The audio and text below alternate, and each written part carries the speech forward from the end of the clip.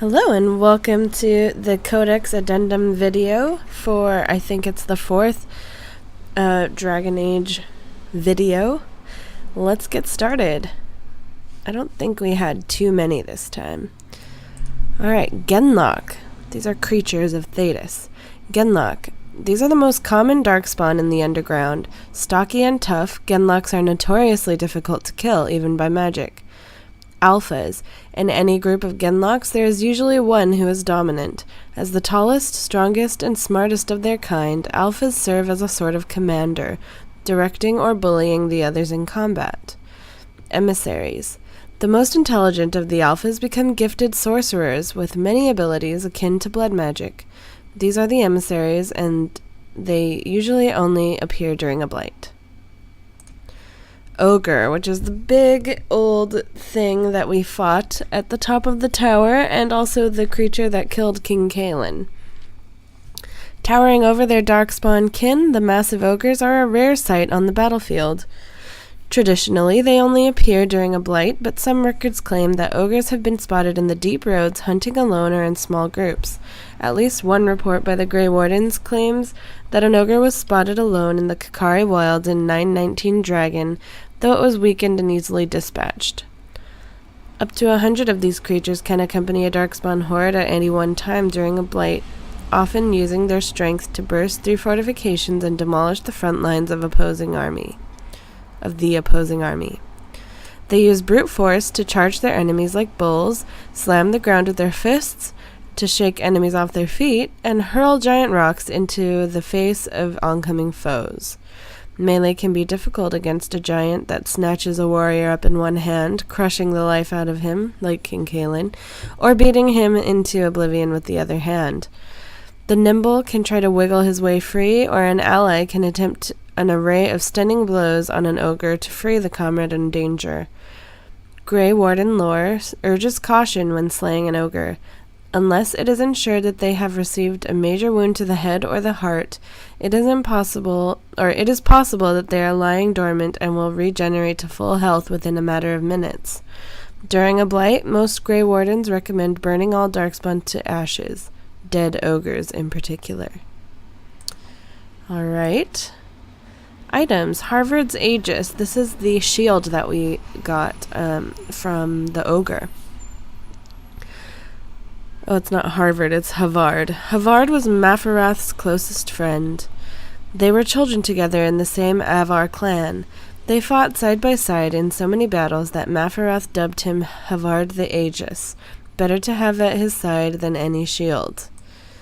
Mafarath brought Havard with him to meet the Tevinters.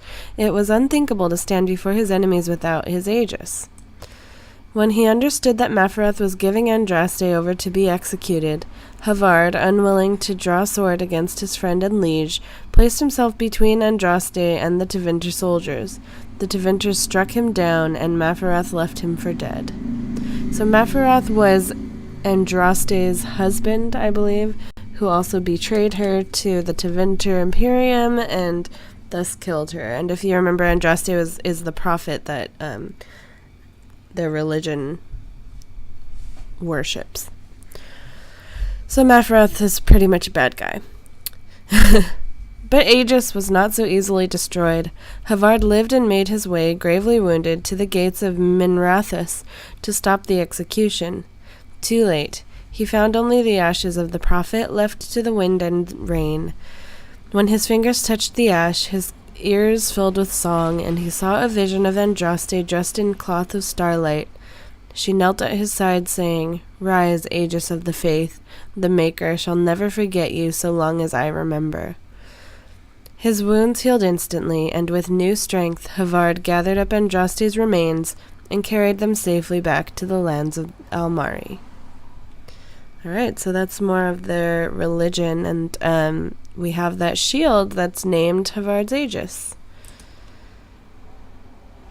Alright, characters. King Kaelin Theron. I'd hoped for a war like in the tales, a king riding with the fabled Grey Wardens against a tainted god. I could have sworn we read this already. Son of the legendary King Merrick Theron, Caelan was the first Ferelden king born into a land free from foreign rule in 2 generations. Since his father's death, he's held the throne alongside Queen Honora.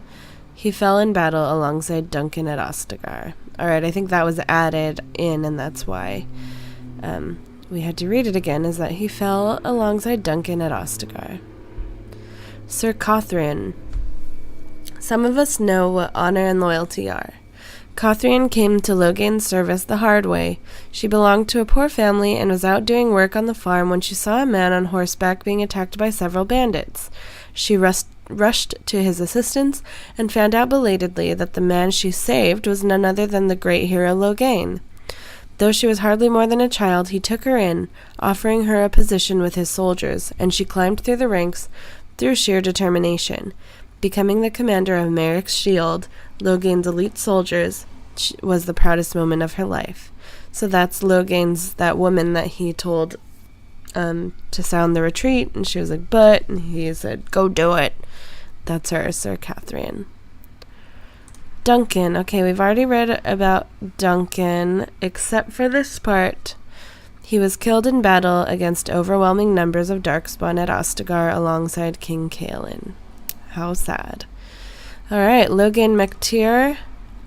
We also already read about him, I believe. Except this was added.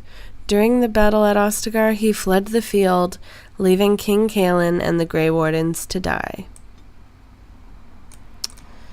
Alright, and I think that's it. All we have left are the controls, which, again, is not real important for just watching it being played. It's important for gameplay, but other than that, that's it for this Codex video. I hope you enjoyed.